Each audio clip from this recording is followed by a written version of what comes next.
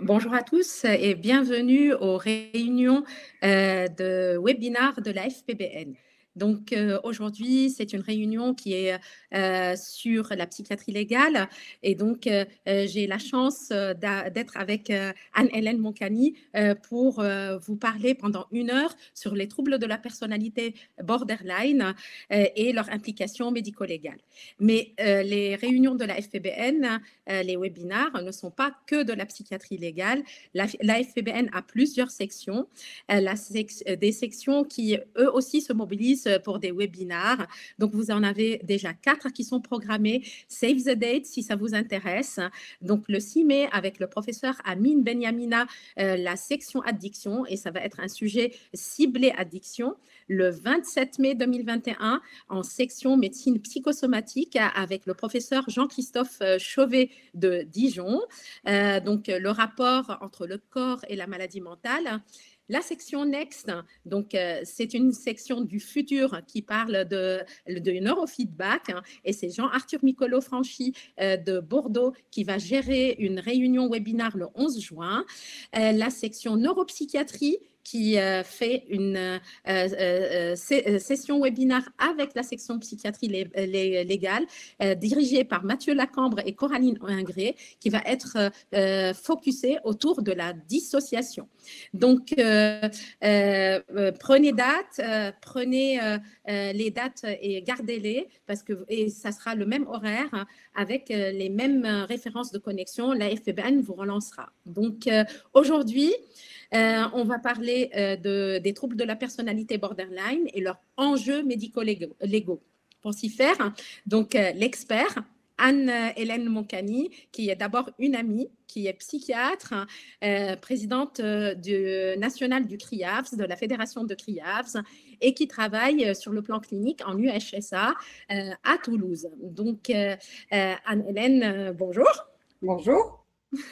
Pourquoi tu nous as choisi ce thème sur la personnalité borderline et pourquoi la personnalité borderline spécifiquement et les passages médico-légaux? Alors, plusieurs raisons à ça. Alors, peut-être, je vais commencer par mon parcours, en fait. C'est-à-dire que j'ai commencé par travailler aux urgences psychiatriques. Et aux urgences psychiatriques, on reçoit beaucoup de troubles de la personnalité borderline. Ça n'étonnera personne. Mais il me semblait qu'on recevait surtout des femmes et surtout dans un contexte souvent plutôt d'auto-agressivité, de crise suicidaire. Et puis, en fait, quand j'ai commencé à travailler en milieu carcéral, j'ai compris où étaient les hommes borderline. Et il s'avère qu'il y en a un certain nombre en prison, donc qui ont des parcours plus judiciarisés, qui passent moins peut-être par le circuit hospitalier, mais plus par le circuit judiciaire. Et on va évidemment revenir longuement là-dessus au cours de cette présentation, sachant que, alors non seulement il y a des hommes borderline, ça c'est sûr, qu'on en retrouve un certain nombre en prison, mais qu'il y a un peu des pièges associés, je pense, à cette clinique-là, et c'est un peu aussi l'idée aujourd'hui de pouvoir détailler un peu tout ça, à savoir d'abord un gros piège diagnostique, je pense. Alors, sur cette diapo d'introduction, ce que vous voyez, c'est une lettre d'un patient borderline incarcéré. Alors, je ne vais pas la lire en entier, mais peut-être juste le début. Ce patient donc écrit: je m'appelle P, j'ai 32 ans, j'ai été adopté avec une enfance chaotique, instable, sans règles, sans père adoptif pendant un long moment de mon enfance. J'ai été suivi par des psychiatres dès petit car je manquais de repères et l'amour d'un paternel. J'ai été incarcéré à 18 ans et ça fait 14 ans que je n'ai pas été à l'extérieur de ces murs.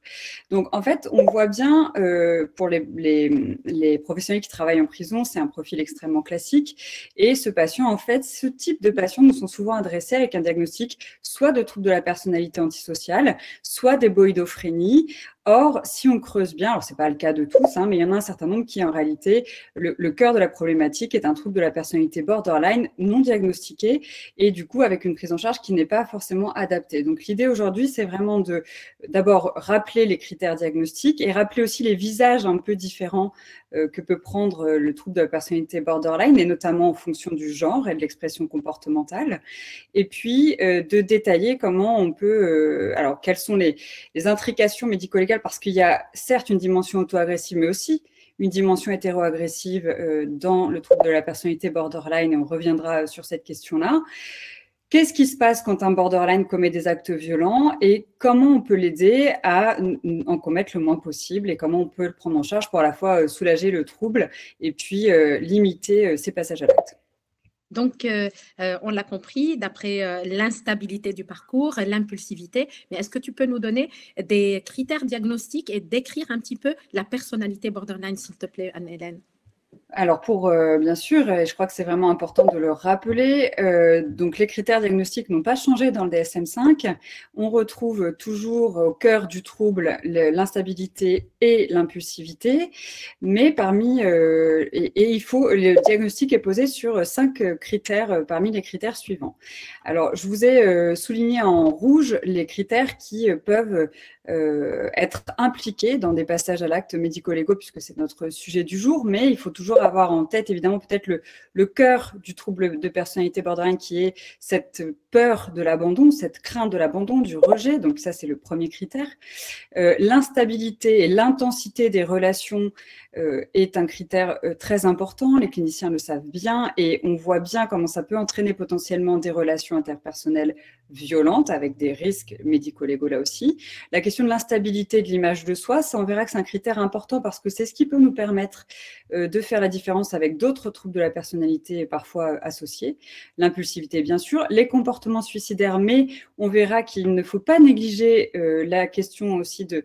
La violence, elle est dirigée vers soi beaucoup chez les borderline, mais elle peut aussi être dirigée vers l'autre. Et ça, il faut absolument pouvoir le prévenir. L'instabilité émotionnelle, l'instabilité affective est un facteur de risque en soi de passage à l'acte violent. Et ça, on le retrouve dans certaines études. Et puis, les colères intenses et inappropriées, bien sûr. Et enfin, et j'insisterai un peu là-dessus aussi, les symptômes dissociatifs ou persécutoires sévères. Alors, dans le DSM, on ne parle pas, on parle donc de ce type de symptômes apparentés psychotiques, transitoires, bref, mais on ne parle pas des hallucinations. Or, on verra aussi qu'il peut y avoir dans des moments de stress intense, notamment, des symptômes hallucinatoires dont il faut tenir compte. D'accord.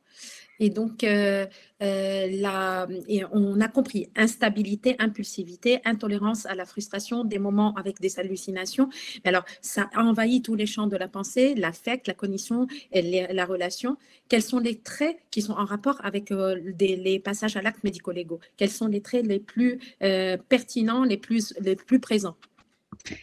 Oui, tu parles de traits et c'est vraiment très important, c'est-à-dire que de plus en plus quand même, et ça avait été déjà très débattu au moment du changement de DSM, il y a les critères, mais il y a aussi les traits dimensionnels d'expression d'une personnalité et il semble que pour une prise en charge la plus aboutie possible et la plus précise possible du trouble de la personnalité borderline, il soit plus pertinent de s'intéresser aux dimensions du trouble. C'est vrai d'ailleurs pour les autres troubles de la personnalité aussi, et notamment en ce qui concerne la question de la violence potentielle.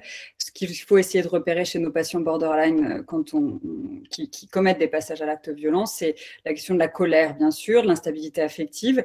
Je vous l'ai dit, la dysrégulation émotionnelle est un facteur de risque très important de commettre des passages à l'acte violent. La persécution, la dissociation et les hallucinations, et notamment chez les borderline, on va le voir, il y a des hallucinations qui peuvent être des injonctions à se faire du mal, mais aussi à faire du mal à autrui.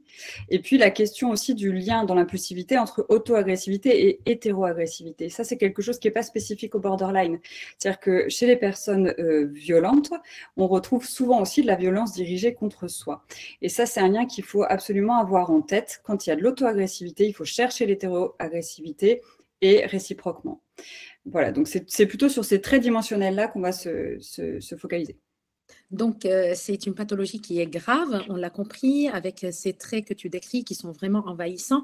Mais alors, la fréquence, est-ce que c'est un trouble qui est fréquent? Est-ce qu'on retrouve beaucoup de personnes de troubles de la personnalité borderline? Tu as des chiffres? Alors oui, alors même si c'est toujours compliqué d'avoir des chiffres précis sur les troubles de la personnalité, puisque les études retrouvent des chiffres un peu différents, mais enfin globalement, maintenant, il y a quand même un consensus sur la prévalence en population générale qui serait entre 2 à 6% de la population, donc un trouble extrêmement fréquent, avec un sexe ratio égal à 1, c'est-à-dire que contrairement à ce qui a pu être dit longtemps, il n'y a pas plus de femmes borderline que d'hommes borderline En revanche, et on va revenir là-dessus, peut-être qu'ils ne sont pas pris en charge tout à fait de la même manière, ni diagnostiqués de la même manière, et peut-être même que l'expression des troubles est un peu différente. C'est une pathologie très grave, puisqu'on sait qu'il y a un risque suicidaire de l'ordre de 4 à 10%.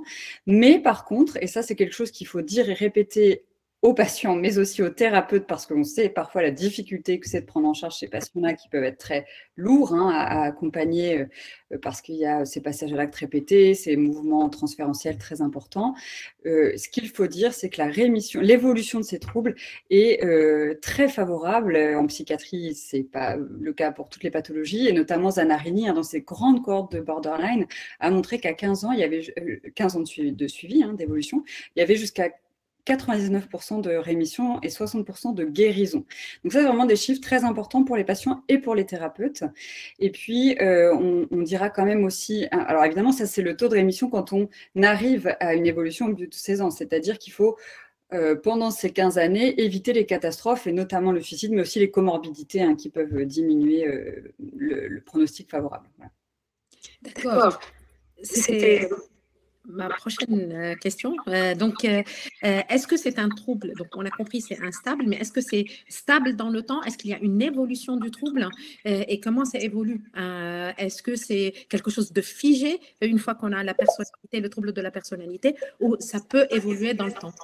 Alors, ce que montre Zanarini sur ses cohortes, c'est que ça évolue favorablement. Ce que rajoute Gunderson, dont on va reparler, puisque c'est lui qui a mis en place notamment des principes de prise en charge qui me semblent très intéressants pour tous les cliniciens, c'est que non seulement le trouble évolue favorablement au bout d'une dizaine d'années, mais tous les traits dimensionnels évoluent de façon favorable et de façon assez parallèle finalement. Alors, ça ne veut pas dire que le cœur, du fonctionnement psychopathologique des patients se modifie complètement, évidemment. Il faut rester réaliste, mais en revanche, on sait au niveau de l'expression comportementale et de la souffrance des patients, ça évolue favorablement si on arrive à tenir pendant ces années cruciales. Oui, tu nous donnes un peu d'espoir là, Anne-Hélène, avec cette évolution favorable, parce que quand on est la tête dans le guidon avec des personnalités borderline, on n'en voit pas le bout et on se dit, mais c'est pas possible, ça va rester comme ça. C'est vrai qu'il y a un effet d'évolution positif, et merci de nous donner un petit peu d'espoir là-dessus. Alors, c'est à cause de quoi? Ça vient d'où? Quelles sont les étiologies? Qu'est-ce qui se passe? Il y a déjà des questions, beaucoup de gens connectés, et il y avait des questions aussi sur l'étiologie. Notamment, as-tu des explications? Oui, alors bon, comme là aussi, comme souvent en psychiatrie, c'est évidemment pas une explication unique, linéaire et binaire. On sait que c'est un trouble qui est multifactoriel. On sait qu'il y a des différences entre les borderline et la population générale au niveau neurobiologique. Par exemple, il y a des déficits de sérotonine qui ont pu être mis en évidence. Il y a des différences au niveau neuropsychologique avec des difficultés de planification, une impulsivité plus marquée. Et puis, il y a des hypothèses psychodynamiques de compréhension du trouble de la personnalité borderline qui sont très utiles en clinique, notamment Claude Ballier, Rakami ont travaillé sur ces structures de personnalité, même si ils ne le nommaient pas forcément trouble de personnalité borderline. Mais peut-être aujourd'hui, en ce qui nous concerne, je vais plus détailler un peu les facteurs développementaux, et notamment la question des troubles de l'attachement, qui est centrale dans le trouble de la personnalité borderline, et sur lesquels on va pouvoir travailler. Voilà.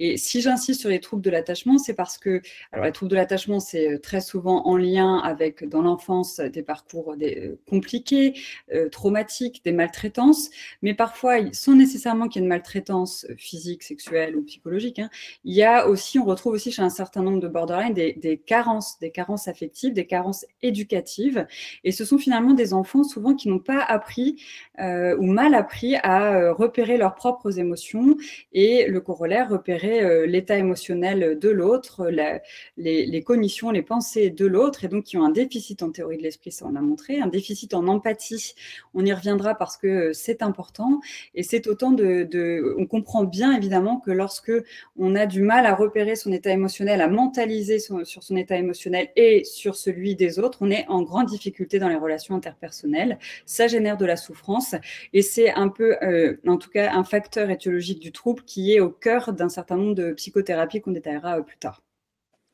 Très bien. Là, on connaît les borderlines, donc l'instabilité, l'impulsivité, tous ces troubles de l'attachement, la relation interpersonnelle, le positionnement qui est difficile dans la distance avec l'autre, etc. Et on connaît également la comorbidité souvent d'usage de substances, d'alcool ou d'autres substances psychoactives. Est-ce qu'il y a d'autres comorbidités et qu'est-ce que tu retiens dans la comorbidité les plus classiquement retrouvées avec ce trouble de la personnalité? Alors, non seulement il y a des comorbidités, mais elles sont nombreuses et il faut y être extrêmement attentif puisqu'il faut les traiter en priorité avant de s'attaquer au cœur du trouble. Et là aussi, il faut les chercher parce que pour le sujet qui nous concerne aujourd'hui, ça peut aussi être des facteurs de risque de commettre des actes médico-légaux. Alors, je pense notamment, donc il y a une forte co-occurrence des troubles de l'humeur avec le trouble de personnalité borderline. La dépression, l'apparition d'épisodes dépressifs est très fréquente. Il faut les chercher parce qu'en plus, c'est une présentation un petit peu atypique de la dépression. Et j'attire votre attention, alors je sors un peu du champ borderline pur, mais sur le fait que la dépression est un facteur de risque de passage à l'acte auto-agressif, ça tout le monde le sait, mais aussi de passage à l'acte violent, et je pense notamment aux homicides intrafamiliaux, aux violences intrafamiliales. Je ne vais pas faire peur à tout le monde, mais en tout cas, je sais qu'on cherche systématiquement les idées suicidaires, mais il faut aussi penser à chercher les idées hétéro-agressives, et notamment chez les borderline. Les abus de substances, tu l'as dit bien sûr, mais on sait aussi que les abus de substances sont un facteur de risque majeur de commettre des violences. L'état de stress post-traumatique est très fréquent et s'il est maltraité, on peut aussi le retrouver comme un facteur de risque de commettre des violences. Et puis, il y a aussi la question des autres troubles de personnalité associés. Alors, je vais détailler un tout petit peu cette question des troubles de la personnalité associée parce que ça avait été au cœur un peu de la réflexion au moment du changement entre le DSM-4 et le DSM-5, à savoir que finalement, il est très rare de retrouver des troubles de la personnalité, entre guillemets, purs, et que la plupart du temps, on retrouve des troubles de la personnalité associés chez un même patient, et c'est très vrai pour le trouble de la personnalité borderline, même si alors Zanarini a montré que les plus fréquents n'étaient pas forcément ceux auxquels on pense en premier, mais probablement parce qu'ils sont un peu moins bruyants. Les plus fréquemment associés au trouble de personnalité borderline, c'est la personnalité évitante, dépendante, passive-agressive et paranoïaque, et ceux qui me semblent, qui sont fréquemment associés aussi et qu'on repère le plus souvent cliniquement parce que c'est plus bruyant, mais ça peut aussi être des pièges diagnostiques, c'est les troubles du cluster B, le trouble de personnalité narcissique et le trouble de la personnalité antisociale. Et c'est là que je vous parle de pièges diagnostiques parce que, comme je vous disais tout à l'heure en introduction, dès lors qu'il y a un passage en prison, on pense souvent antisocial d'emblée. Or, l'antisocial peut masquer un trouble de la personnalité borderline qui est parfois finalement plus au cœur de la problématique, sachant que plus le trouble est sévère et plus on a de comorbidités associées et de chances d'avoir un trouble de la personnalité, enfin de chances ou de risque d'avoir un trouble de la personnalité associé. Ok. Alors, on va parler des violences. Les violences sont très fréquentes dans les troubles de la personnalité d'une manière générale. Quand on fait de l'expertise, on le sait, et quand on est psychiatre et clinicien dans une unité où il y a des patients aigus, on voit que les violences ne sont pas surtout en rapport avec des troubles en rapport avec la maladie mentale, donc des troubles mentaux avérés, mais plutôt des troubles de la personnalité. On les retrouve à 50%, les troubles de la personnalité, dans les passages à l'acte criminel, et notamment envers les atteintes aux personnes et pas les atteintes aux biens. Et les troubles borderline sont retrouvés surtout quasiment 1 sur 2 dans les homicides conjugaux, donc dans des violences, comme tu le disais tout à l'heure, intrafamiliales. Et quand il s'agit de femmes qui font des passages à l'acte de violence conjugale, donc on les retrouve dans 27%. C'est le quart de passage à l'acte. Donc l'impulsivité, bien sûr, l'instabilité, l'intolérance à la frustration sont le nid de ces passages à l'acte violent. Mais moi, je m'interroge sur ce trait de personnalité borderline et des violences intrafamiliales et conjugales. Qu'est-ce que tu en penses ? Alors oui, et bien moi aussi. Du coup, c'est les questions qu'on s'est posées en arrivant en prison et que finalement un certain nombre d'auteurs se sont posées, même si il y a quand même relativement peu d'études sur cette question, il faut le souligner. Mais il y a une étude anglaise qui me semble intéressante de vous présenter aujourd'hui, puisque c'est une énorme cohorte de 15 000 patients, ce qui est rare quand on parle des borderline, parce que c'est compliqué d'avoir des grosses cohortes, et qui s'intéressait vraiment à la question de la violence parmi ces patients, et donc aux antécédents de violence dans les 5 années qui avaient précédé l'étude. Et il retrouve ce que tu viens de dire, sans surprise, que le trouble personnalité de borderline pur est associé surtout à la violence conjugale.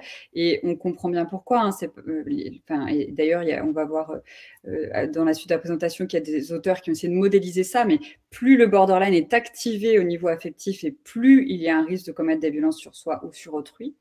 Et en revanche, les autres types de violences étaient mieux expliqués par des comorbidités associées, comme celles qu'on vient de voir, les addictions, le trouble de la personnalité antisociale, l'anxiété. Ce qui était intéressant aussi, c'est que cette étude recherchait quels traits dimensionnels étaient plus associés à la commission de violence et qui retrouvait que la colère et l'impulsivité étaient les traits les plus associés au passage à l'acte hétéroagressif. Et comme je viens de vous le dire, donc certains auteurs, à partir de ces données, ont essayé de modéliser un petit peu les passages à l'acte violent. Alors, Lowenstein, il s'est intéressé aux troubles de personnalité borderline, mais aussi de façon plus large aux troubles de personnalité antisociale et narcissique, puisqu'il y a certains traits en commun. Et d'ailleurs, on va voir que c'est parfois ça qui engendre de la confusion. Et finalement, les traits qu'il identifie comme à risque de passer à l'acte, c'est la colère, l'instabilité des relations interpersonnelles, on a dit, les idéations de persécution, le sentiment d'une atteinte à sa propre intégrité, le manque d'empathie, l'agressivité, la témérité, l'instabilité affective, le sentiment de grandiose, d'estime de soi un peu élevé et le sentiment, le fait de vouloir éviter à tout prix l'abandon. Et ce que dit Lowenstein, c'est que ça, c'est ce qui fait le lit potentiellement de la violence, mais que ça s'active lorsque on est dans une situation émotionnelle à risque. Donc les situations émotionnelles à risque, bien entendu, c'est en particulier dans les relations interpersonnelles et a fortiori dès lors qu'il y a un attachement affectif important. Et là, on est vraiment dans les alarmes qui clignotent si on est dans une situation comme ça d'activation émotionnelle stressante et que ces traits dimensionnels sont présents. Donc, en fait, ce que tu dis, c'est ils ont du mal à se positionner dans le lien interpersonnel où ils fusionnent vraiment, où ils supportent pas l'abandon et la colère, l'impulsivité. Et c'est la situation le plus à risque finalement. C'est cette crainte d'être abandonné, c'est cette position qui est difficile à avoir dans la relation à l'autre. Et ça explique pourquoi l'impulsivité et la colère et la violence éclatent avec le conjoint. Et ça expliquerait les chiffres que tu nous as présentés. OK. Ouais. Donc, alors moi, si je m'interroge sur la personnalité, est-ce qu'il y a un continuum? Est-ce qu'il y a une différence entre il y a des traits comme l'impulsivité, l'intolérance à la frustration, la colère, etc. Est-ce qu'il y a l'instabilité, bien sûr, une différence avec les troubles de la personnalité antisociale? Oui, alors... Quels sont les points en commun et les points différents? Pardon.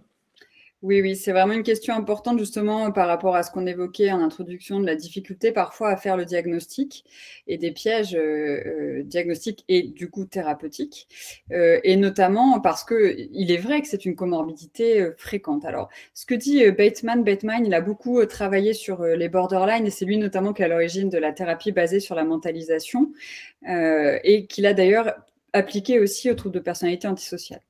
Et ce qu'il dit dans son article où il montre l'efficacité de sa thérapie, c'est qu'il y a des points communs bien sûr entre borderline et antisociaux. On les connaît, c'est l'impulsivité, la dysrégulation émotionnelle, les colères, les mises en danger, la manipulation, même si c'est un terme qu'on n'aime pas trop en tant que clinicien, mais on voit bien ce à quoi ça fait référence. En revanche, les points sur lesquels on peut éventuellement distinguer les troubles lorsqu'ils ne sont pas associés, c'est la question de l'estime de soi, puisque elle est très diminuée chez les borderline, même si elle fluctue, hein, mais elle est quand même globalement très diminuée, ce qui n'est pas le cas dans le trouble de la personnalité antisociale. Et puis, comme je vous le disais rapidement tout à l'heure, il y a un déficit d'empathie qui est retrouvé dans ces deux troubles, mais qui est très différent. Et notamment, on retrouve le paradoxe borderline sur l'empathie.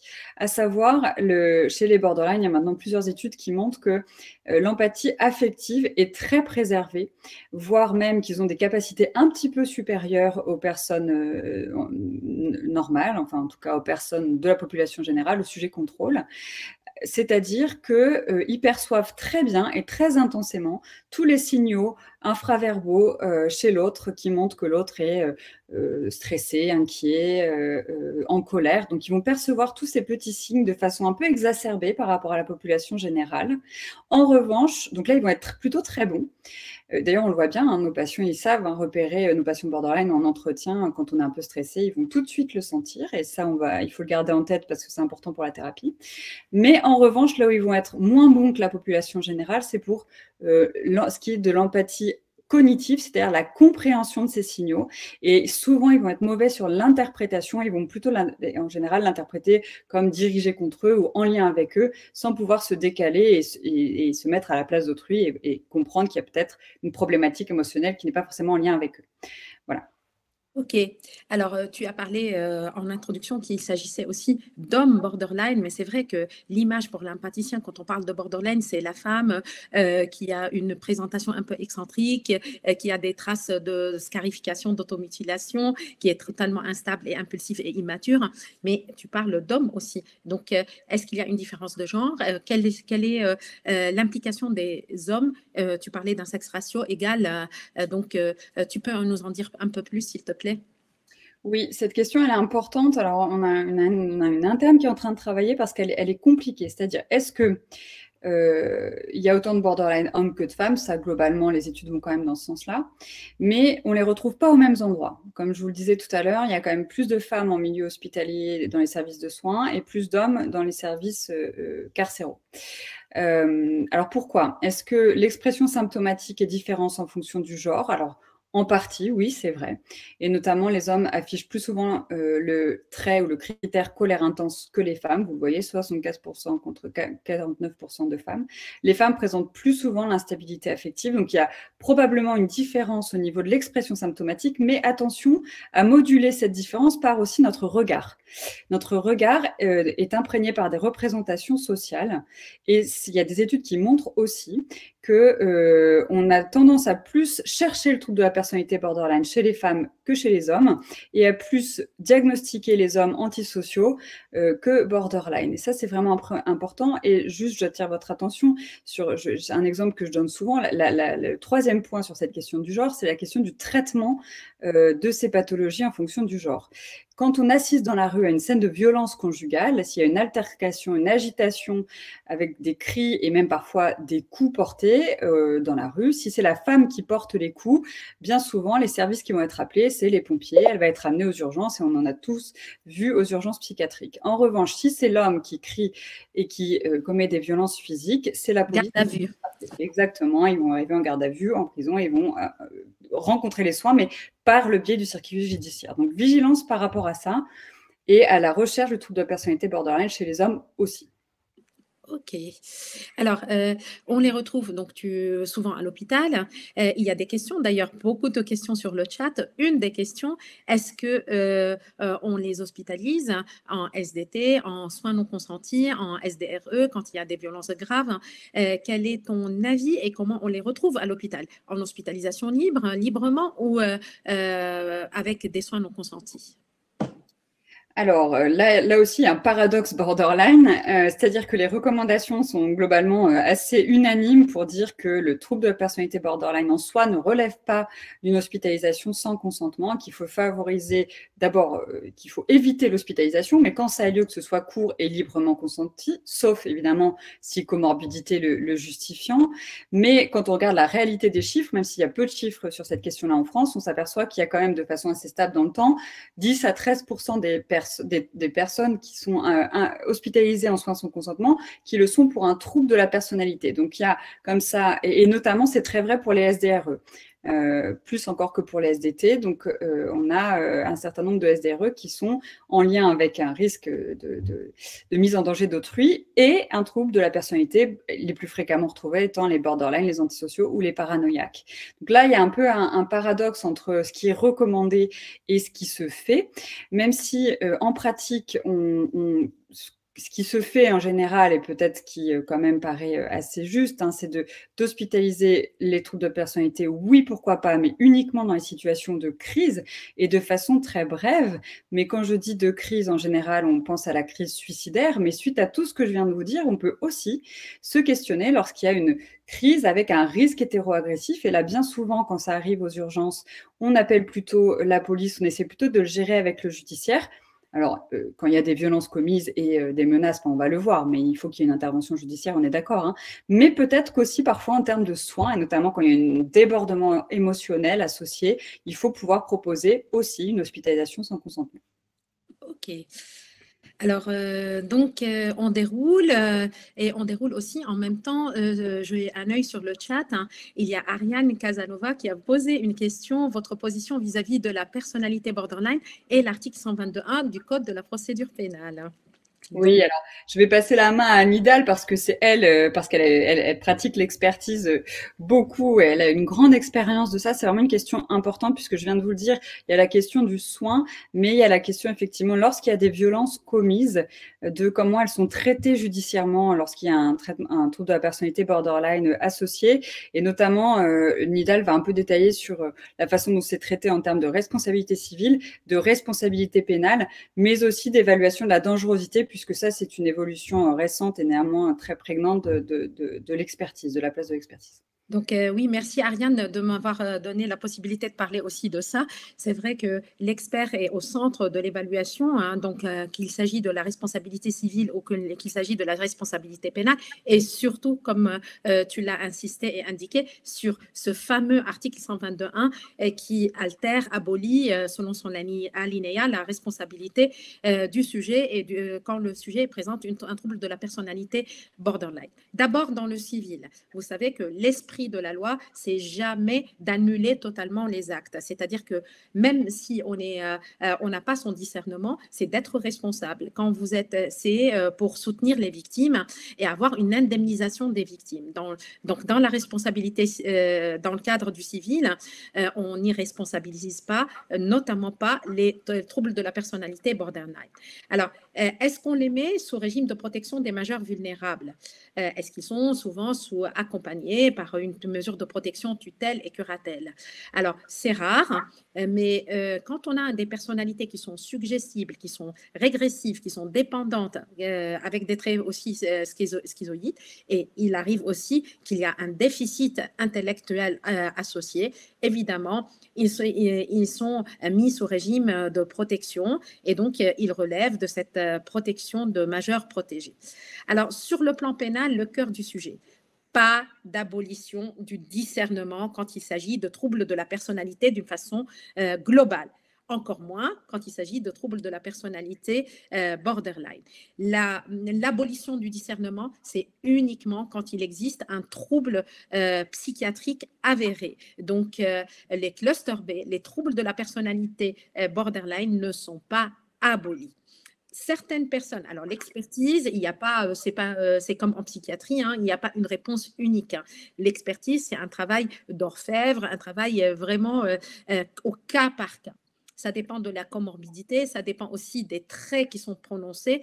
Il arrive qu'en expertise pénale, on pourrait légèrement altérer le discernement quand il s'agit de personnalité borderline. On le retrouve dans les études d'ailleurs, 25% de troubles de la personnalité ont été altérés. Alors, quand il s'agit de troubles de la personnalité paranoïaque, on peut 10% ont été retrouvés altérés selon certaines études. La faille en 2017, il introduit la notion de la peine thérapeutique par l'injonction de soins, par les soins pénalement ordonnés pour les borderline. Donc, l'expert indique ces soins pénalement ordonnés, et notamment quand il s'agit des personnalités antisociales et des personnalités paranoïaques. Alors, la dangerosité, l'évaluation de la dangerosité est quelque chose de très complexe. Pourquoi? Parce c'est multifactoriel, c'est un exercice qui est très difficile. Mais ce qui est intéressant, c'est à partir de la loi de 2008 qui a introduit particulièrement la peine de sûreté et la rétention de sûreté. Et là, le trouble de la personnalité est introduit. C'est la première fois que le législateur parle de rétention de sûreté pour les personnes présentant une dangerosité associée à un trouble grave de la personnalité. Donc, le suivi socio-judiciaire, oui. Les peines, enfin, les soins pénalement ordonnés, oui. Et la loi de 2008, attention, à cause de la dangerosité de ces troubles de la personnalité, y compris les troubles de la personnalité borderline, on introduit cette notion de rétention de sûreté dans les troubles de la personnalité. Alors, je te repasse la main, Anne-Hélène. Je ne travaille pas en prison. Tu es chef de service à l'UHSA. Donc, tu connais ces services de prison, donc avec la double casquette prison et soins. Alors, qu'est-ce qu'on en fait et quel est le profil? Comment fonctionnent déjà les UHSA et quel est le profil et comment vous prenez en charge en prison? Et est-ce qu'il y a une spécificité? Est-ce qu'il y a des éléments particuliers que vous mettez en exergue en prison quand vous recevez et que vous soignez des personnes présentant une pathologie limite? Oui, alors effectivement, donc ce que tu viens de nous dire est très important, c'est-à-dire qu'on a bien compris que les borderline, lorsqu'ils commettent des violences, ne sont quasiment jamais irresponsabilisés, voire jamais. En revanche, qu'il peut y avoir une altération du discernement et donc qui est censée s'accompagner d'une diminution du temps de la peine et d'une prise en charge un petit peu plus intensive, puisque tu l'as dit, l'irresponsabilité, ça va avec la maladie psychiatrique. Le trouble de personnalité borderline est considéré comme un trouble psychiatrique, mais pas une maladie psychiatrique au sens de l'ancien axe 1 du DSM.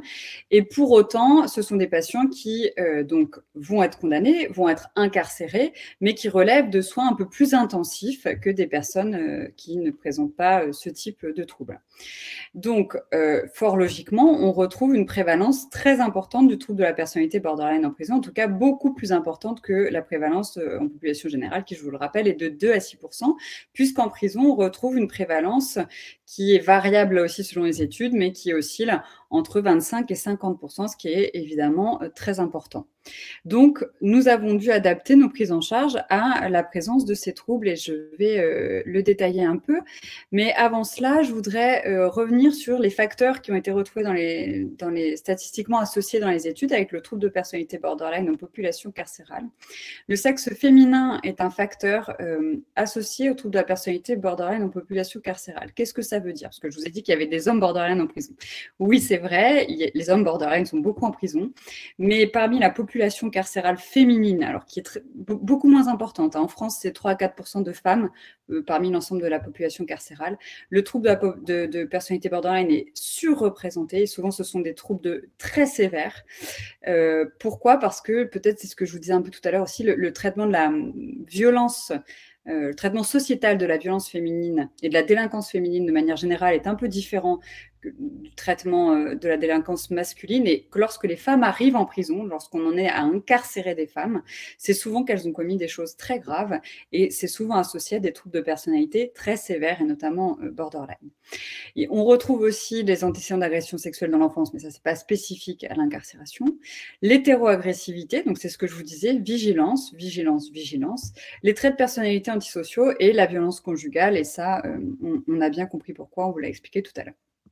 Alors, ce qui nous a frappé, nous, donc effectivement, je travaille en milieu carcéral, alors à l'UHSA, donc ça, les UHSA, ce sont les unités d'hospitalisation spécialement aménagées pour les personnes détenues qui ont besoin d'une hospitalisation à temps complet, mais je suis aussi responsable d'un service de consultation en détention, et que ce soit en hospitalisation ou en consultation, ce qui nous a frappé chez les borderline qu'on retrouvait en prison, c'était, et je vous le disais en introduction, des symptômes hallucinatoires très fréquents.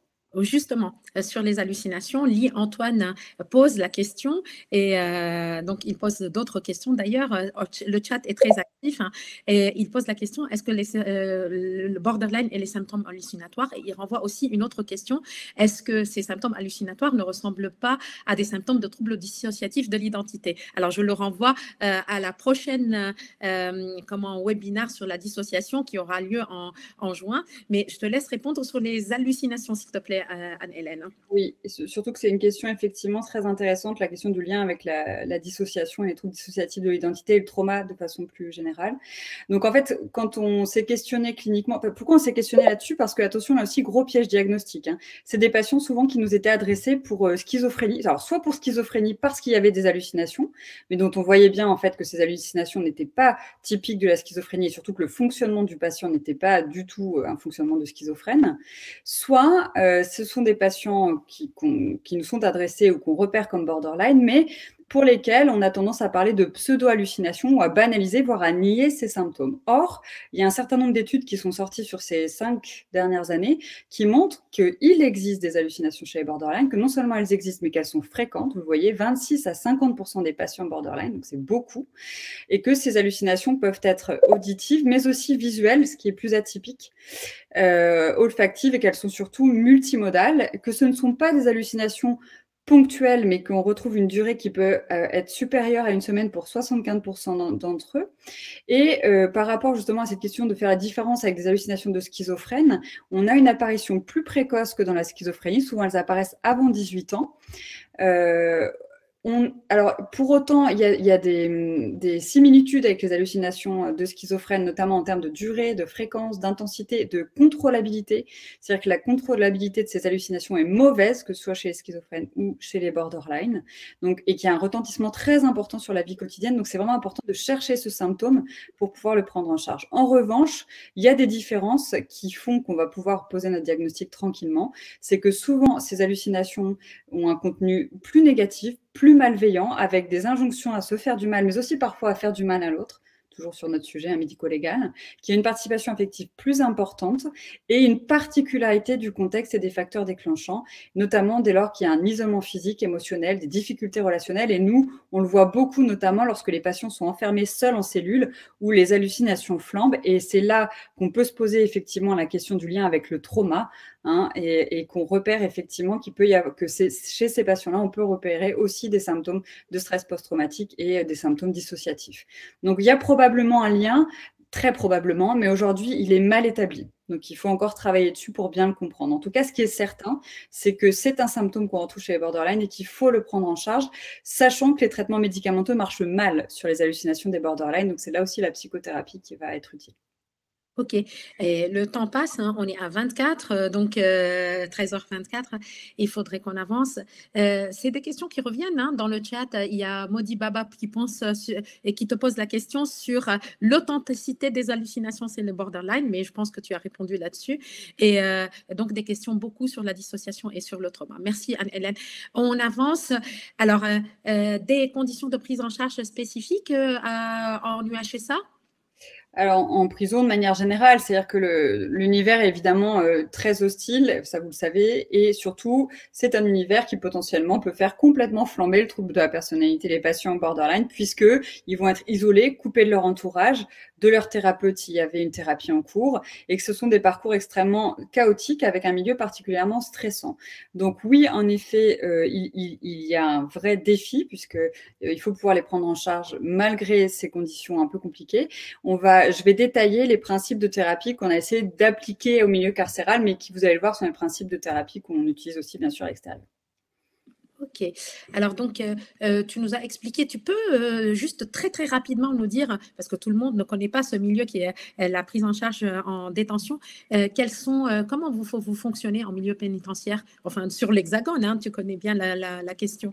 Oui, alors c'est important aussi là d'expliquer que donc la psychiatrie aujourd'hui en milieu pénitentiaire en France est organisée vraiment sur le modèle du secteur psychiatrique en milieu libre, et c'est très important pour nous. Donc il y a un niveau 1 que sont les unités sanitaires qui sont dans toutes les prisons et qui pourraient correspondre au CMP qu'on connaît en milieu libre, donc c'est tout ce qui est de l'ordre de la consultation. Un niveau 2 qui est régional, mais qui est dans un des centres pénitentiaires de la région où il y a une prise en charge possible un peu plus intensive, donc qui pourrait correspondre à une forme d'hospitalisation de jour. Et le niveau 3, c'est l'hospitalisation complète en UHSA ou, et je vous rappelle que c'est encore possible, en D398 dans les secteurs de psychiatrie lorsqu'il n'y a pas d'UHSA ou pas de place en UHSA. Et un moment très important sur la sortie de prison et notamment pour les borderline, j'en dis quand même un mot, et peut-être on en reparlera en conclusion, ce sont des patients qui parfois rencontrent le soin, notamment pour les hommes borderline en prison, qui investissent le soin. Et il y a un enjeu majeur au moment de la sortie de prison pour que le relais se fasse bien et de façon accompagnée pour que tout ce qui est mis en place en prison puisse se poursuivre évidemment à l'extérieur. Alors, question personnelle, est-ce que tu sais combien d'UHSA il y en a sur il y a de UHSA sur le territoire, hein? C'est pas une question piège, mais 17, combien? 9 places et 9 UHSA et 440 places. D'accord, bon, bah, merci, je le saurai. J'étais restée à 6-7, moi, bon, ok. Très bien. Donc, on avance, tu veux dire un petit peu un mot Oui. Oui. Oui, non, mais voilà, on va arriver au moment, mais c'est la fin de la présentation de ce qu'on peut mettre en place en termes de psychothérapie. Alors, je vous l'ai dit, il y a des thérapies très structurées qui existent pour les borderline, la thérapie basée sur la mentalisation, la thérapie dialectique et comportementale, mais ça nécessite d'être très formé et c'est pas le cas de la plupart des cliniciens, des soignants en France. Donc, l'idée, c'est de vous présenter ce que Gunderson a écrit, c'est un bouquin qui s'appelle Good Psychiatric Management pour les borderline et qui sont des grands principes applicables par n'importe quel clinicien un peu intéressé par le sujet. En fait, l'idée de Gunderson, et donc c'est ce que je vais vous présenter là, l'idée de Gunderson, c'est quoi? C'est qu'en fait, on peut travailler avec notre borderline lorsqu'il est dans la première case, là, en vert, en haut, lorsqu'il reste en lien. Donc, il n'est pas activé, pas trop activé au niveau émotionnel. On peut travailler. Il y a évidemment la sensibilité au rejet, la dépendance qui sont là, l'idéalisation, mais on peut travailler. Dès lors qu'il y a un stress interpersonnel, le patient va passer à un niveau d'activation émotionnelle supérieur, se sentir menacé, éventuellement se faire du mal, être en colère, mais il va quand même pouvoir chercher de l'aide. Alors là, deux solutions. Soit il trouve de l'aide, évidemment, l'enjeu pour nous, ça va être de lui apporter, et on peut revenir au stade antérieur et travailler en psychothérapie. Soit il ne la trouve pas, il se sent rejeté. À ce moment-là, il va s'isoler, se dissocier, éventuellement commencer à se sentir persécuté. Cette fois-ci, ce sera beaucoup plus compliqué pour lui d'accepter de l'aide. Et là, on peut encore intervenir, mais sur quelque chose de très contenant. Et c'est là la fameuse hospitalisation de crise. Si on n'y arrive pas, si on n'est pas là à ce moment-là, le risque, évidemment, c'est l'évolution vers des catastrophes, le suicide ou la violence. Donc, pour essayer de ne pas arriver à ces niveaux-là, je vais vous détailler un peu les grands principes généraux du Good Psychiatric Management selon Gunderson. Et donc, ça nous intéresse parce que, franchement, on est souvent dans des impasses, dans des prises en charge comme ça de personnes borderline. Et on terminera là-dessus, si tu veux bien, Anne-Hélène. Donc, ces 8 principes pour aider et pour prendre en charge les borderline d'une manière générale, hein, donc en ambulatoire, en hospitalisation. Donc, tu nous conseilles d'abord la psychoéducation, donc partager notre savoir avec ces patients. Voilà, donc effectivement, ça, c'est le kit d'aide au borderline qu'on peut utiliser partout. C'est le grand avantage de Gunderson et c'est ce qu'il faut pouvoir faire évidemment avec ces patients-là. Donc, premier principe, la psychoéducation, on partage son savoir. C'est-à-dire que il est très important pour le patient de connaître son diagnostic, de connaître l'évolution du trouble. Rappelez-vous de leur dire que ça peut évoluer favorablement au bout de 10 ans et évidemment de commencer à travailler sur les psychothérapies, les traitements qui peuvent marcher. On partage son savoir. Et on se sent libre de pouvoir donner son avis. Alors, on partage son savoir, on est convaincu d'une évolution positive parce que ça, on l'entend et c'est très bien que de nous le rappeler. Et on essaye d'avoir cette pointe d'espoir pour la transmettre à nos patients. Et donc, deuxième recommandation, être actif et non pas réactif. Et donc, être concerné par nos patients sans être complètement catastrophé quand ils arrivent complètement automutilés ou ils ont fait une explosion de colère au sein d'un service d'hospitalisation. Alors là aussi, effectivement, très important, avec les borderline, il faut qu'ils sentent notre investissement, notre engagement, parfois même physiquement, une main sur l'épaule, ou en tout cas le fait qu'on est concerné par ce qui leur arrive. Linehan parle d'être le meilleur coach de nos patients, mais en même temps, il faut évidemment ne pas être pris dans une surréactivité, d'inquiétude, et notamment par rapport au passage à l'acte auto-agressif qui pourrait être contre-productif et entraîner notamment le renforcement des bénéfices secondaires à se faire du mal. Donc, en fait, c'est l'image de l'équilibriste que tu as mis en introduction, c'est-à-dire Exactement. que le soignant doit, lui, savoir se positionner dans cette distance avec la personne atteinte de troubles de la personnalité borderline pour ne pas être vraiment envahissante et ne pas créer l'abandon et ne pas être phagocyté par la personnalité et ne pas être très loin et distante pour ne pas créer le rejet et l'abandon. C'est bien ça. Exactement ça. Alors, être attentif et être réfléchi. Alors ça, c'est, je pense, un point vraiment important. Parce qu'on a parfois tendance, et ces patients nous font vivre quelque chose où on a le sentiment qu'il faut leur apporter une réponse tout de suite et une réponse très claire. Or, au contraire, ce que conseille Gunderson, c'est de faire partager le fait que parfois le thérapeute ne sait pas, qu'il a besoin de temps pour réfléchir et que ça, c'est précisément quelque chose que les borderline ne savent pas faire dans leur monde en noir et blanc. Hein. Ils sont toujours dans l'agir pour trouver une réponse, une solution à leurs difficultés.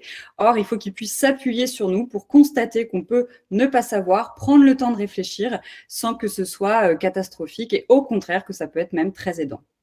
C'est une recette que je prends vraiment parce qu'en fait, il nous entraîne, il nous bouscule, nous aussi, dans cet acting out et cet agir avec eux et le temps de réfléchir. Et ça, on n'arrête pas de le répéter aussi aux équipes parce qu'ils entraînent les équipes. Il y a une demande, il faut une réponse et la réflexion n'a pas lieu. Et tu as bien fait, enfin, tu fais bien de nous le rappeler et d'insister là-dessus. Donc, la relation est toujours la relation qui est compliquée avec les professionnels.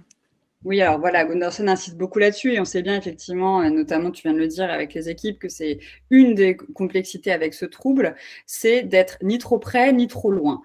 Donc la relation, elle est réelle dans le sens où il faut qu'ils sentent notre investissement et d'ailleurs, c'est très important de pouvoir faire part, ou en tout cas reconnaître ses propres émotions parce que il n'y aurait rien de plus contre-productif que de dire à un borderline que non, on n'est pas en colère alors que vous sentez complètement bouillir et que vous n'en pouvez plus, que non, vous n'avez pas peur alors que vous êtes comme ça sur votre chaise, parce que les borderline le sentent très bien et qu'on a dit justement qu'on ne les avait pas aidés, pas appris à repérer les émotions. Donc au contraire, il faut pouvoir reconnaître ses émotions, être engagé dans la relation, mais évidemment rester dans des attitudes professionnelles, c'est-à-dire qui rentrent dans le cadre thérapeutique que vous avez pensé. Or, ces patients, on le sait bien aussi, peuvent souvent nous faire des choses qui dépassent ce qu'on fait habituellement. Et quand c'est le cas, il faut toujours avoir une petite lumière qui s'allume en se disant, bon, ok, on peut être créatif, mais est-ce que je reste quand même dans mon champ professionnel?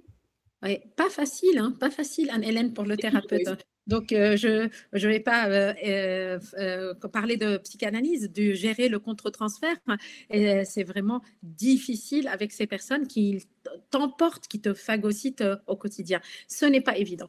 Donc, oui, un mot, à chaque fois, des demandes de changement. Ils sont instables. Donc, la demande est instable aussi. Et quelle position tu as par rapport à ça? Oui, mais un risque qu'on parfois on oublie parce que c'est moins bruyant et c'est moins évident, mais c'est potentiellement très grave. En tout cas, il faut vraiment y être attentif en tant que thérapeute. C'est le borderline qui affiche la volonté d'être soigné, de changer, mais en fait pour lequel l'état clinique ne bouge absolument pas. Or, c'est très important de poser un objectif avec le patient de changement, d'évolution, et que le patient soit acteur de ces changements. Alors, c'est bien de fixer quelques objectifs pour pouvoir évaluer un peu cette évolution, ce changement. Et si au bout de plusieurs semaines, plusieurs mois, on constate que finalement l'état clinique stagne, peut-être qu'il faut se poser la question d'un changement de thérapie. D'accord. Donc, en fait, le changement, ça ne veut pas dire instabilité. Tu crées la stabilité aux soignants, la stabilité au psychiatre, hein, mais tu ne te fiches pas dans une position clinique avec une prise en charge qui est figée. Tu fixes des petits objectifs avec tes patients et tu avances petit à petit. C'est bien ça. Et on les responsabilise par rapport à ça, oui, tout à fait. D'accord, très bien. Alors, la responsabilisation, et comment tu peux responsabiliser quelqu'un qui est lui-même immature, qui est impulsif, qui ne prend pas de responsabilité? C'est pas facile, hein? Alors non, c'est pas facile et c'est pourtant un enjeu important là aussi. C'est-à-dire que parfois, on peut se retrouver aussi avec des patients qui nous disent: «Mais non, mais j'y peux rien, c'est parce que je suis borderline». Ben non, on l'a vu, les borderline sont responsabilisés pénalement, mais ils doivent aussi être responsabilisés de façon globale si on veut un changement et notamment sur leur passage à l'acte. Et notamment, parfois, ce qu'on peut avoir tendance à faire quand le patient borderline exprime un sentiment de honte ou de culpabilité par rapport à un passage à l'acte, c'est de vouloir diminuer pour diminuer le niveau de souffrance, ce sentiment. Or, au contraire, Gunderson nous invite à nous appuyer sur ces sentiments de honte, de culpabilité, pour en faire quelque chose qui serait une motivation au changement, un moteur pour changer. Ok, donc encore deux conseils que tu vas nous donner rapidement avant de passer à la session questions-réponses rapidement également. Donc, traitement, oui, changer le traitement, je dors pas, c'est pas assez, je veux un traitement anxiolytique, hein, je suis pas bien. Donc, il nous bouscule dans ça. Qu'est-ce que tu fais? Oui, et donc l'idée, là aussi, c'est de pouvoir s'en décaler, c'est-à-dire de ne pas être focalisé sur les symptômes et les traitements symptomatiques, mais de pouvoir se décaler et toujours réinjecter une attention particulière sur tout ce qui relève de la vie en dehors du traitement, parce que c'est évidemment très important pour la rémission. Donc, c'est les activités professionnelles, c'est les activités sociales, c'est les centres d'intérêt qui se diversifient. Et ce que dit Gunderson et qui est intéressant aussi, c'est qu'il faut pouvoir développer tous ces champs avant de commencer à travailler sur les relations affectives, parce que évidemment c'est le plus compliqué pour les patients borderline, et que si on veut pouvoir travailler un peu sereinement ces relations affectives, il faut déjà avoir mis un peu des filets de sécurité dans la vie de façon plus globale, plus générale. Donc, travailler avant d'aimer, work before love. Et donc, voilà, être équilibriste, hein. Et donc, dernière recommandation. Alors, dernière recommandation, et ce qui fait, à mon avis, que la prise en charge des patients borderline est absolument passionnante, c'est que il faut toujours rester créatif, puisque bien sûr, ce sont des tableaux à chaque fois singuliers, et que ces patients-là vont nous entraîner, nous pousser un peu plus loin à chaque fois dans notre pratique, parce qu'il faut trouver des solutions, parce qu'il faut faire des choses qu'on n'a jamais fait avant, tout en restant quand même attentif, hein, à pas dépasser les cadres, et que c'est à cette condition-là de souplesse et d'éclectisme qu'on peut aider le patient borderline. D'accord. Dernière intervention, Anne-Hélène, parce qu'il va falloir quand même qu'on prenne des questions. Les take-home messages, s'il te plaît. Tu nous résumes ça, bim, bim, bim, en message très clair. Très clair.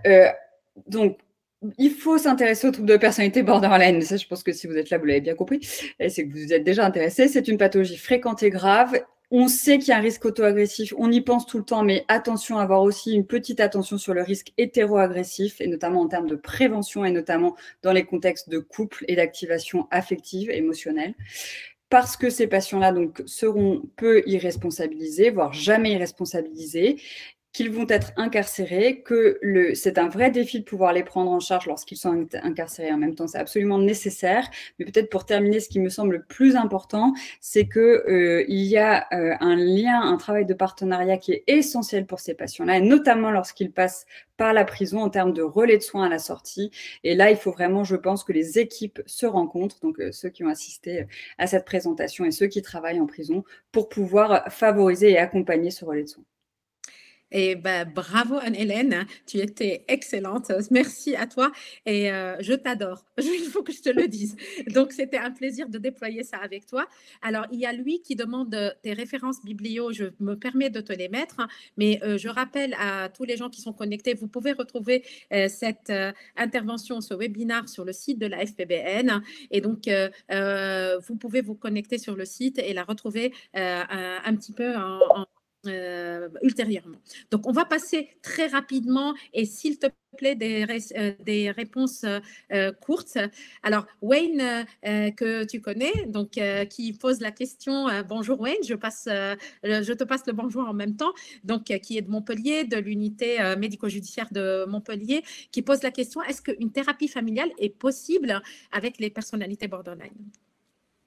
Oui, oui, bien sûr, au contraire, hein, donc j'ai pas détaillé ça, mais oui, oui, évidemment. Alors, quand ils sont en prison, c'est un peu plus compliqué, mais encore que je sais qu'à Montpellier, vous essayez de mettre en place des thérapies familiales au parloir en prison. Oui, c'est absolument nécessaire. Gunderson en parle dans la psychoéducation, notamment quand il y a un entourage qui est présent. Il dit que c'est absolument essentiel de rencontrer les familles, de les informer sur le trouble et voire de pouvoir travailler en thérapie familiale. Absolument. Alors, il y a Bernard Thierry qui te fait un coup de fouet en te disant hey, Anne-Hélène, c'est pas très Covid-friendly de mettre la main sur les épaules. Je passe. Hein. Donc, Ça va. alors, qu'en est-il de la reconnaissance? C'est une question d'Alexia Delbrey qui est à Poitiers. Bonjour Alexia, au passage. Qu'en est-il de la reconnaissance des faits chez les borderline? En général, alors là pour le coup, j'ai pas de données d'études sur le sujet, mais par contre dans ma pratique clinique, c'est pas un problème la reconnaissance des faits. Alors, parfois il y a une banalisation, il peut y avoir une banalisation notamment des violences, mais par contre en général, ce sont des patients qui reconnaissent les faits, sauf sur les troubles de personnalité borderline gravissimes qu'a pu décrire Ballier, notamment dans Psychanalyse des comportements violents. Mais là, on est vraiment sur des troubles de personnalité extrêmement sévères, où on peut avoir parfois des phénomènes, alors ce que Ballier appelle des phénomènes de déni, mais dont on parlera plutôt aujourd'hui de dissociation péritraumatique, où là, il y a un souvenir qui est absent du passage à l'acte. Mais c'est rarissime, c'est des cas très spécifiques décrits par Ballier et qu'on rencontre en clinique, mais assez rarement. La plupart du temps, ils reconnaissent les faits et on peut travailler dessus. Alors, Nizar Abidli pose la question, quels sont les délits les plus représentés dans la population des détenus déclarés troubles de la personnalité borderline? Je me permets de répondre à Hélène pour dire très court, c'est des délits aux personnes et pas aux biens. C'est-à-dire, on l'a dit tout à l'heure, c'est des explosions de colère face aux personnes et personnes qui sont dans l'entourage très proche. Alors, je prends les dernières questions parce il se fait tard et il faut quand même qu'on respecte le timing. Peut-on diagnostiquer un trouble de la personnalité borderline avant la maturation cérébrale vers 25 ans? Car avant, la personnalité reste instable. C'est-à-dire le timing, et d'ailleurs, je rajoute une autre question qui est posée dans le chat. Quel âge de début du borderline? Alors, le DSM répond de façon claire, mais en même temps arbitraire. Hein, c'est le principe du DSM que c'est un diagnostic qu'on peut poser à partir du début de l'âge adulte. Bon, donc à vous d'estimer le début de l'âge adulte. Ce qui est sûr, c'est que en tout cas, c'est un diagnostic si on suit le DSM qu'on ne peut pas poser avant 18 ans, même si on sait bien que cliniquement, parfois, on a quand même une très forte suspicion de troubles de la personnalité borderline chez des adolescents. Mais attention, en effet, à ne pas figer les gens dans des catégories. Et ça, d'ailleurs, c'est quelque chose qui est reproché de façon générale à la classification en troubles de la personnalité. C'est-à-dire que, comme vous l'avez vu dans l'évolution du trouble, ce ne sont pas des tableaux figés. Il y a une évolution. Et donc, il faut aussi pouvoir regarder ça en tête. On n'est pas borderline un jour, borderline toujours. D'accord. Il est 45. On va prendre 2 minutes seulement et 2 dernières questions très rapides. Une question de Coraline Ingré de Nancy. Hello Coraline au passage. Et puis, on voit que tu vas parler aussi le 24 et le 25 juin avec la psychiatrie légale sur la dissociation. Donc, comment vois-tu le lien, Anne-Hélène, entre personnalité histrionique et borderline? Ah oui, merci Coraline pour cette question. C'est une super question qui va demander un quart d'heure, mais bon. Non, mais ça, c'est une question que je m'étais beaucoup posée quand je travaillais aux urgences, effectivement, parce que pour le coup, autant les hommes, ils arrivent souvent sous l'étiquette antisociale, puis on se rend compte qu'ils sont plutôt borderline, autant les femmes, on entend souvent elles sont hystériques ou dans les services, hein, je parle, et puis finalement, ce sont des borderline. C'est pas un trouble de perso qui ressort de façon très forte au niveau des associations statistiques, finalement, peut-être un peu contre-intuitivement. Donc, je dirais que là aussi, il y a une vigilance diagnostique à avoir quand une patiente arrive avec un diagnostic de trouble de la personnalité histrionique pour essayer d'évaluer s'il y a un trouble de personnalité borderline associé ou non. Mais dans les études, ça ressort pas de façon très forte. Et merci, tu as fait fort. Alors, moi, je n'ai aucune visibilité sur cette question, donc je te la pose, mais je ne sais pas si tu connais des études. C'est Pierre Le Goubet qui pose la question entre le lien entre le trouble de la personnalité borderline et le TDAH. C'est une question piège. Moi, je donne ma langue au chat, je ne sais pas. Sur cette Merci Pierre Le Goubet, c'est une pote banane. Donc non, tu n'as pas de... J'ai pas de chiffres, non. Je pense qu'il faudrait Ok. Bon, écoute, on va arrêter là parce qu'il est 47. donc 2 minutes de plus. Vous avez à l'écran donc les prochains webinaires de la FPBN. On vous remercie, Anne-Hélène et moi. Franchement, vous êtes sympa, vous étiez énormément d'inscrits, plus de 250. Vous étiez beaucoup d'être connectés. Revenez, même si vous n'avez pas pu vous connecter maintenant et en live. Donc, on vous donne rendez-vous pour le prochain webinaire de la FPBN. Merci Anne-Hélène à toi. Tu as été magnifique et je te fais un gros bisou. À Au revoir. bientôt. Au revoir.